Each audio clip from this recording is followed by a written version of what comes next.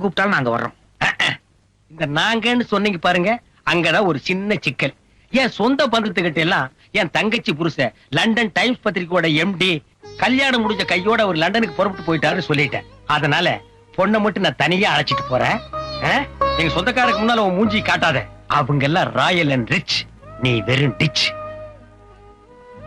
இந்தாங்க அண்ணே. எங்க டிரைவர் அழகு காணோம்? அவன் எங்காவது வெளியே போயிருப்பாமா? என்னங்க இது, அண்ணன் வந்திருக்காரு, மச்சனமா ரெண்டு பேரும் ஒருத்தருக்கு ஒருத்தர் பேசிக்காம உட்காந்துருக்கீங்க. யாரு சொன்னது? இவ்வளவு நேரம் நாங்க ரெண்டு பேரும் கலகலகலகலன்னு சந்தோஷமா உலக மேட்டர் பூரா பேசிட்டு இருந்தோமே.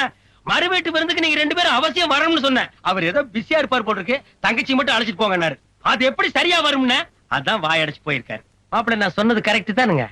அண்ணே, மறுவீடு அழைப்புங்கிறது உங்களுக்கு ஒரு முக்கியமான சம்பிரதாயமா இருக்கு.